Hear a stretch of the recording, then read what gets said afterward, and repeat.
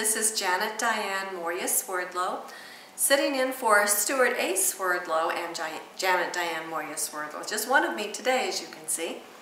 For expansions.com, we are heading into the second week of September 2014, and wow, what a start we are off to.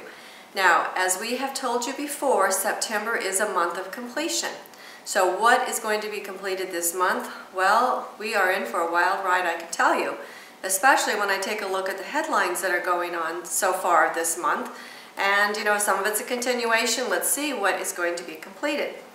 Now, for example, one of the things that caught my eye first off this morning on the news was that the Islamic State beheads the second captive Lebanese soldier. And the word that was used was sacrificed by the mother. And we continue to see things that are going on with the head. In fact, more and more, even here in the US, people are committing murders and beheading other people. In fact, I even came across an article where a man was beheading cats. There was a lady in the UK who was beheaded. It was an older lady. And of course, as you know, there's an old saying that says, monkey see, monkey do. That means people are seeing these things, they're being imprinted, and they are doing them.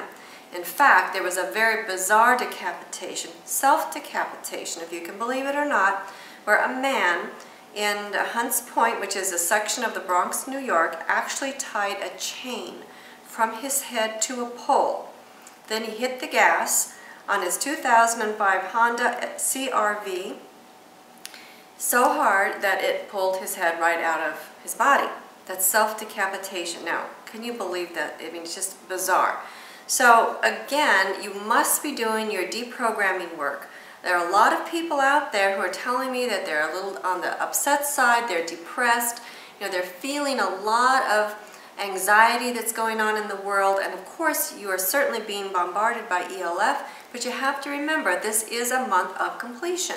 So as you complete the mind patterns that need to go, you are going to feel a sense of sadness, a feeling of needing to grieve and bereavement over the parts of yourself that you no longer need anymore. So utilize this aspect of what's going on out there to clean yourself up, to move forward, and please, if you have odd feelings or thoughts, get some help. Don't do these kind of things and don't give in to your don't give in to your programming. Be sure you do your deprogramming. And I also wanted to mention that because we're talking about heads so much, you know, we've spoken to you before about how people are being buried alive with their heads sticking out of the sand. There are beach photos with people with their heads sticking out of the sand. I've seen such things even as jokes where people carry mannequins and the head falls off of the mannequin, and then somebody else comes along and pops their real head up out of a hole in the concrete, so to speak. And so somebody walks along and they try to pick up the mannequin's head and it's a real head. The heads are everywhere. It has to do something with heads. And we've talked about the ice bucket challenge, how it's about numbing the head, numbing the brain, numbing the emotions. Well, the other thing that I'm seeing that has to do with heads, it's all over the place right now, are masks. Now, I've talked to you about this on and off, about the full head rubber mask that people are showing for a variety of different reasons. But on top of that, the ISIS fighters that we're seeing, they're all in masks. A lot of times, what you're also seeing right now are the Ebola workers. They all are in a full-faced mask, a full head mask. I've seen the US police, they're in masks. Entertainers now are being shown in masks. I've seen the fashion shows. The women now are wearing a lot of netting and masks. The entertainers are wearing full-faced, full-headed masks. I talked to you a few weeks ago in one of the podcasts about, I think it was called the headkini, which was a swimming mask that just let people's eyes show in Asia. Wrestlers are wearing masks. Superheroes have got on masks. The other day I saw all over the news Ku Klux Klan. Now they are supposedly on the rise here in the US. They're all in full headgear as well. What else do I have in my notes here? Oh, I was talking about, or thinking about how a lot of times that we see the surgical masks, they're often worn in the Asian countries. And once in a while we see them here in the US, people wearing the surgical type of mask that I guess they think protects them from disease, which I don't necessarily think it does, but that's what they're doing. So everything is about being masked. So think about that. when you look out in the news and what kind of triggering that's happening. You know, it's women in all their makeup, those are masks. So what kind of mask are you wearing? You want to take a look at that and deprogram yourself from that, and don't get into being something other than you're not, hiding behind something. So what's being hidden in your life, pull that up and deal with it, because it really is amazing what's going on out there, and it's going to continue to get even more amazing, as you'll hear as I get further into the news. Oh, and be sure you do your protection work. That's absolutely paramount these days. All right, the EU gives Russia an ultimatum: pull back in Ukraine or face sanctions. Apparently, the European leaders stopped short of imposing new sanctions against Moscow, but instead they're urging their executive body to prepare tougher economic sanctions that could be adopted very, very soon. So we want to keep our eye, of course, on Russia as that situation moves forward, as well as Ukraine. And Putin, speaking of Russia, is talking about strengthening Russia's position in the Arctic. And now I thought this was interesting because he talks about, quote, our interests are concentrated in the Arctic, and we should pay more attention to issues of development of the Arctic and the strengthening of our position there. In fact, he told this to a youth camp situated outside of Moscow, which is like, why are you going to tell this to a youth camp? I guess so you can get it written up into the news. But anyway, he is going on with his plans in more detail about the military and economic plans for Russia's presence in the Arctic Circle. And Stewart and I have talked about that quite a bit. Hyperborea, a lot of things going up in the Arctic, and it will continue to happen as we move into the end of this year and into next year. Now, another article, which I've made me kind of scratch my head, is about the UN, surprise, surprise, condemning U.S. police brutality. Now, again, I will reiterate, growing up, I was raised that the police are your friends. You have a problem, you go to the police. But all over the internet now, the police are now being portrayed as brutal, extending themselves further than what they should be doing when it comes to making arrests, and absolutely not identifying with the people that supposedly they're supposed to be protecting. So they're turning the idea of the friendly police officer into police brutality, and lo and behold, here we have the UN. Now, it says here that we have something called stand your ground laws, which I've never heard of, but that doesn't mean that, of course, they don't exist, obviously. It says that the UN panel said that these laws are controversial self-defense statute in 22 U.S. states.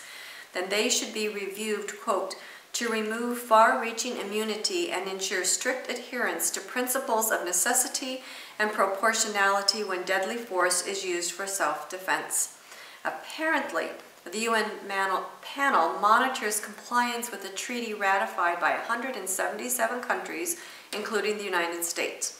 Now, the reason that I find this article particularly interesting is because what has the U.S. been doing for decades, at least as far as I've been around, and before that, obviously, is going into other countries and saying, hey, we don't like what's going on, here comes our military force, and we're going to help you, if you want to look at it that way, so that you can do what you're supposed to be doing.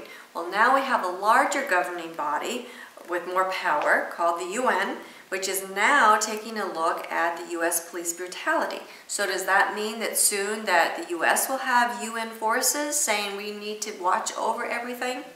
Now, what's interesting, when Stewart left JFK to go to Iceland, he told me that there was a huge U.S. military presence at the airport, walking around in the uniforms, carrying rifles. And that's not something that we are used to seeing here in the U.S., so that's new. So what's the next step? Well, maybe the UN's going to send in some forces to supposedly help us be in compliance, just like what we have been doing to other nations around the world. All right, on to the next topic of physicists deciding if we are living in a hologram. This interesting article caught my eye because they said, quote, for thousands of years, now how do they know for thousands of years? But this is what they're saying, for thousands of years, we have assumed that space is made out of points and lines. Maybe that is not right. It might be made of waves, the way that matter and energy are. And this would mean that things like location are not as fixed as we think they are, which to me leaves the ground open for such things as simultaneous existence and time travel. So everything is changing, as you know. And not only are things changing, but scientists are now telling us that they have turned negative memories into positive ones by artificially activating circuits in the brain. Now, for those of you who are familiar with our work in programming, this isn't exactly news, but again, they're admitting that. And not only are they saying that they can use lasers to swap out bad memories for good ones, but they're also saying that they can replace bad memories with good memories. However, according to this article, they're only doing it with mice, and if you're interested in the details, you can go read the article. But they're also telling you that what they can do is they flip from an original positive memory to an artificial negative one. And so this can be bombarded at you via ELF, although they claim they're not going to do that because of moral and ethic reasons. So you can believe what you want to believe. Now here is the first time I have heard about, it says it's a growing trend, although I've spoken to some young people and they say they haven't heard of it before, but perhaps you have. It's called swatting. And swatting apparently is a trend in which a person anonymously files a false police report, such as a murder or a bomb threat, in hopes of provoking the police to raid an individual's home or business. So apparently then, when this happens, the gamers can watch this SWAT activity take place like on a live stream broadcasting. So the gamer tries to find personal information of the rival by locating their IP address and the residential address. They call in the threat, and then they watch as their house is forcibly entered by the police. And this, I guess, is entertainment for them. And so apparently we have now the first conviction of this happening. Apparently a 25-year sentence was given to a 15-year-old. Now to me that sounded like a really harsh judgment, considering that a 15-year-old does not understand the consequences of their actions. And the judge told this particular 15-year-old, quote, "Ignorance of consequence because of lack of thought absolves no one. Thinking that your actions were only a prank did not make them only a prank. Leave your petty pride in the realm of digital fantasy where it is still safe."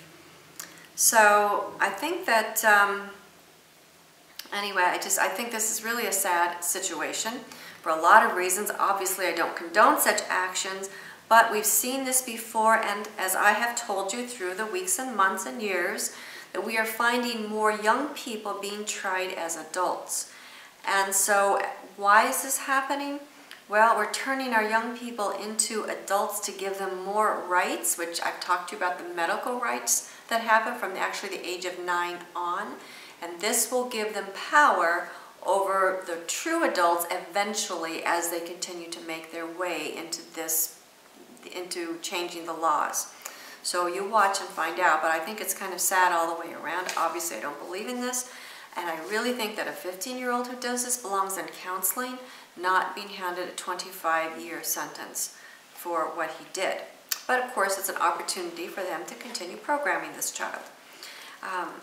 Next, I have about Italy's top bishop, Nunzio Galantino, who says that church must welcome unconventional couples, which apparently refers to divorced and remarried Catholics.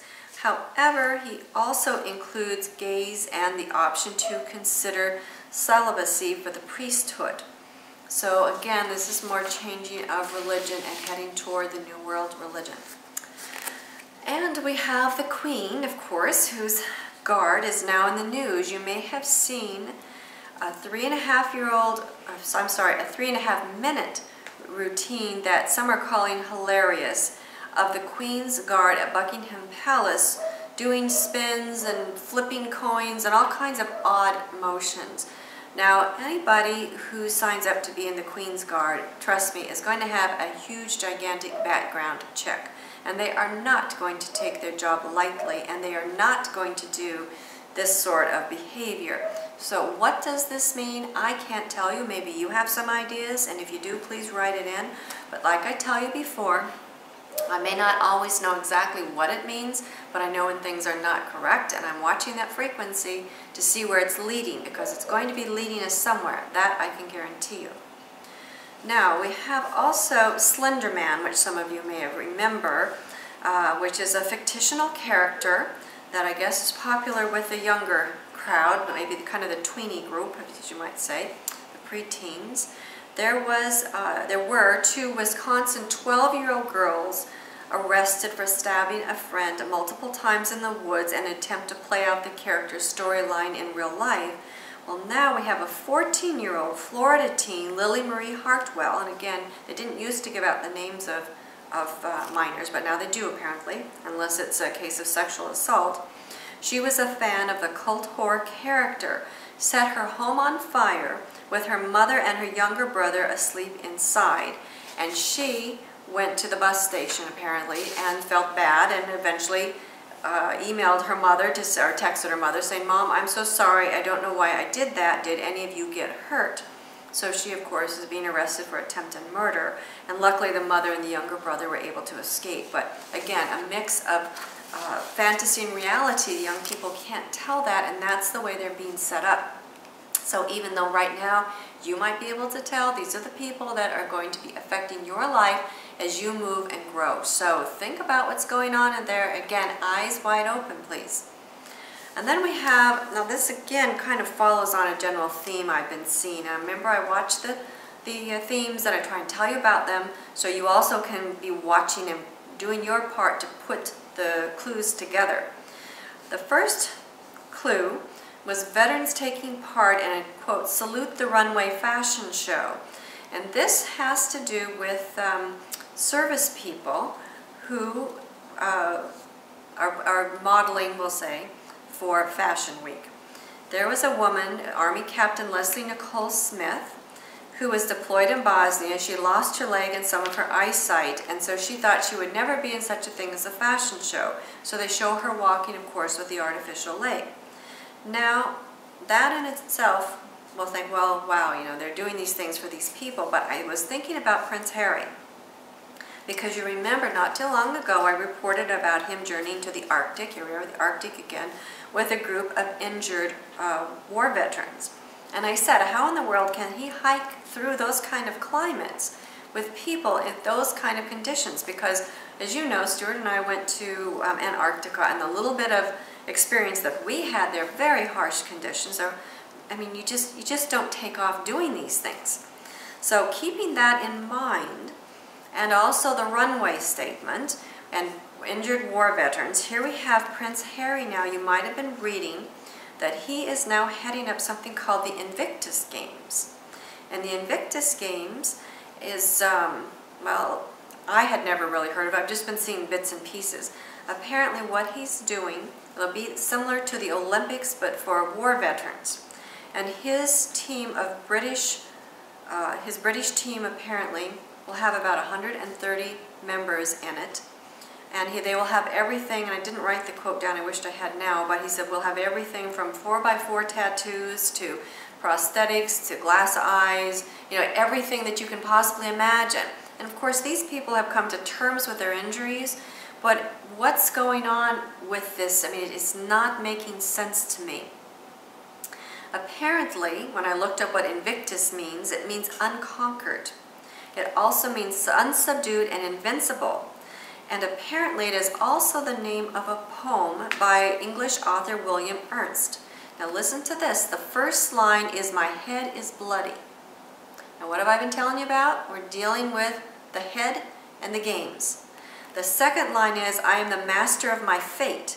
Now this line we've heard probably before, and this is the line that Prince Harry has chosen to put on a bracelet that he wears around his wrist. But the first line is, "My head is bloody," and this is what Prince Harry is leading. These games are going to be taking place September 10th through the 14th, and apparently there are arrivals from 13 other nations that have been invited. So something again is going on with these war veterans, and I want you to remember what I told you about when I talked about the organ donors. I told you that here in the U.S. alone, there are about 3,300 deaths from organ donors. So they're already calculating, and they know there's now going to be an organ shortage if they have driverless cars. So I told you that. And then I told you about the 3D printers. They're going to try and rebuild these organs from the 3D printers, but they have to find the source of material to make that happen. So it's the same thing here. When they send people to war, they know approximately how many are going to die, how many are going to wind up missing arms, limbs, eyes, and so forth. And something's going on with these people. And of course they feel honored to have the prince putting them on show. But show for what? So if you're being picked for something, sometimes it might not be as honorable as what you think that it is. So again, let's continue to follow that trend because something else is going on here. All right, now I'll tell you one thing that I thought about, and I'm just going to put it out there, but it's not completely formulated. I think it has something to do with robotics. So I'm going to leave you with that thought as I segue into the next article, which I predicted is going to happen, and now they're telling you by 2025, human beings will be having sex with robots. I talked to you about the artificial genitalia of both male and female that's happening out there.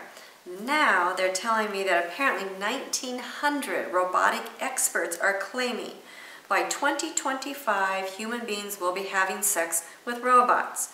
And this particular article gives you the 6 major advantages of having sex with robots. I'm not going to list those for you, you'll have to read the article. But it does say that a recent study in the United Kingdom found that 1 in 5 people would totally have sex with a robot. So I want you to think on this because this is what's happening. Again, you're not going to be able to tell who's next to you. Are they real or not real? And I also told you about the Doctor Who, which episode, the introductory one, which is a really big, has a huge following. I told you about that, where it started out with half human, half robot. And there are so many human parts being put onto the robot that the robot was beginning to feel human. This reminded me of Data in the old Star Trek series, who began to feel human. And they began to treat him as human, and he had a relationship with a human. So you're going to have to, again, eyes wide open with what is being planned for you. And speaking of that, it's too bad that Stewart isn't here for this one, but I'm going to tell it to you anyway, without Stewart's comments, that there was a photo shoot with a father, and the title was, "A Dad's Photo Shoot with a New Baby Takes a Very Unexpected Turn," and I had a feeling what I was going to see. Now, I've given you a lot of poop stories, and of course we kind of do it tongue-in-cheek, so to speak, but I'm telling you there's a reason that this is happening, and there's a reason, and they use this word, and not only that, I've told you they've used the SH_T word more and more in conventional writing, whereas before it used to be a slang and not proper to say that. Now it's becoming socially acceptable to say that. Anyway, so I scrolled down, and sure enough, it's a black and white photo. It's an adorable little baby, and that's what it shows, sleeping in the father's arm. But coming out the back end, squirting like a hose, is poop. All over the dad, all over everything. It's a still, but it's black and white, but it's very graphic still. So you have to think, why are they showing this? Yes, it's acceptable to show you this from a baby, but you're going to find more. I told you about last week about the woman who was menstruating and pooping on the IS flag. Okay, now we have more of this happening. And, you know, I saw this other one on the internet, and I kind of left it alone because I thought, oh, this is really terrible. This was about the Ice Bucket Challenge. I know you've all want to do that when you hear about it, but I'm sorry I have to tell you this because I'm sure you may have seen it. It's an Ice Bucket Challenge of an autistic boy who apparently thought his friends were going to do the Ice Bucket Challenge with him. They show him standing in front of a garage, and some boys, this is at night in the dark, up above him with a huge bucket. I mean, huge. And they said the autistic boy thought they were going to be putting ice water on him, but instead they had filled this bucket with feces, urine, spit, and cigarette butts. And then they show all this being dumped on this child, and apparently, according to the article, the parents wanted this to be shown to bring awareness, I guess, of what is happening out there. However, this was such a huge bucket. I mean, in order to fill it with feces, urine, and spit, it would have had to have like a classroom of people. So it makes me think, well, maybe it's not quite what they're telling you it is, but regardless, it still has to do with the head. It has to do with being pooped on, you know, and to me, that's really, what is that? You know, the S-H blank T word being S-H-I-T upon, right? And that means you're a victim. So they're numbing you, they're freezing you, they're shitting on you. Excuse my French, I might have to censor that one out if this is a family-friendly channel.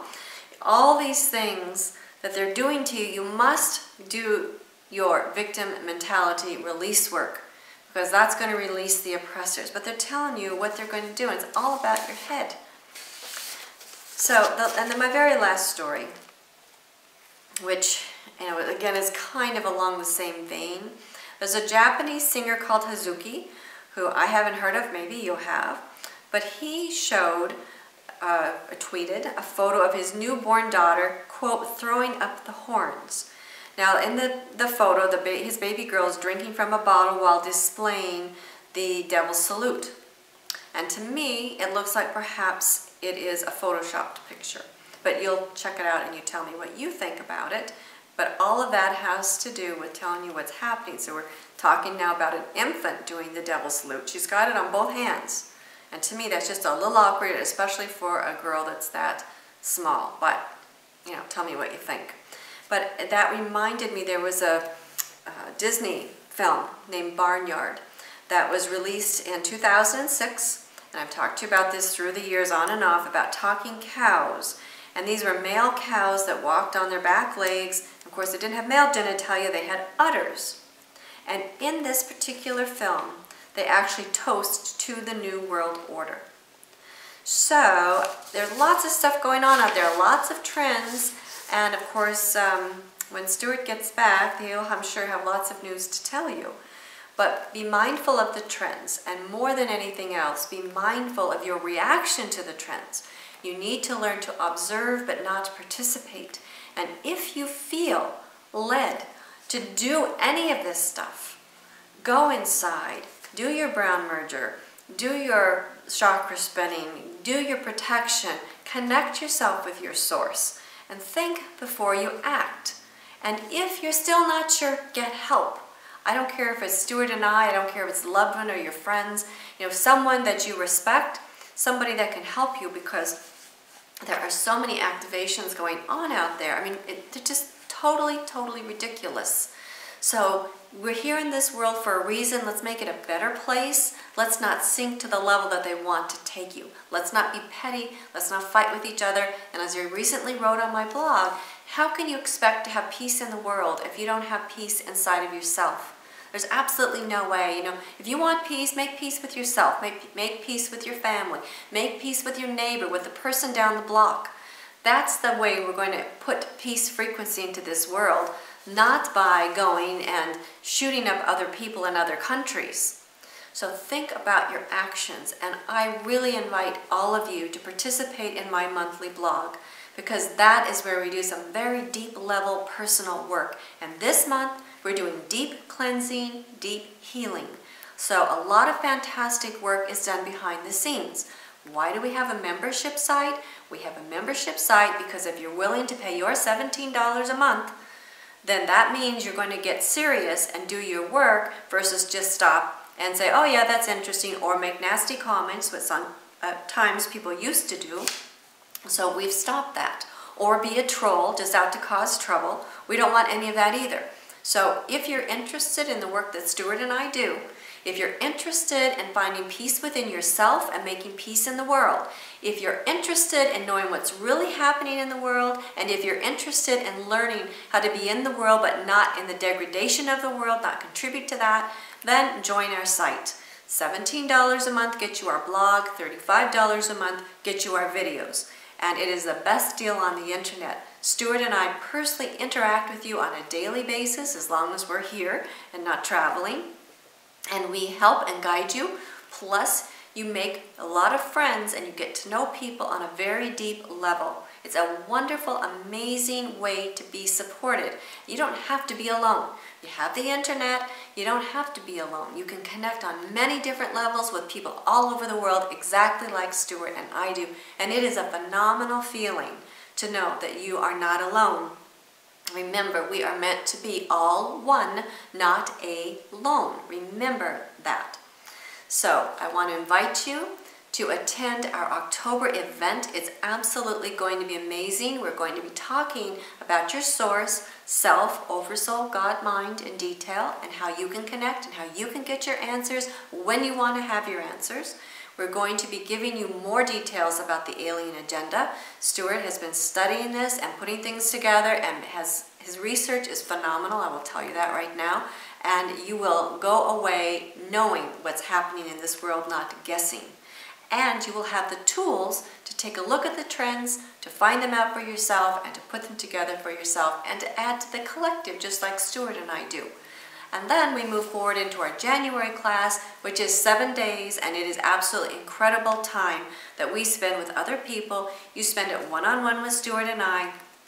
You have a chance to ask a lot of questions and get your personal help, so you are set up for success in 2015, the next stage of this particular avenue of life on Earth. And so it's incredible. If you can't do any of those, we have our day with Stewart, which people love that because, again, they have their personal one-on-one time with Stewart to get all their questions answered. We also have our mini seminars, which you could set up 3 or 5 days at a time if you want to come, and you set the days, you set the time, you set the topics. And this is also very popular with many, many people. So incredible opportunities here at expansions.com. Like our Facebook page, share our Facebook page. Allow other people to see and make up their own minds if they're interested in having these kind of tools and techniques to guide them through these turbulent times. So again, I thank you very much for joining me. I'm Diane Mourglia-Swerdlow with expansions.com.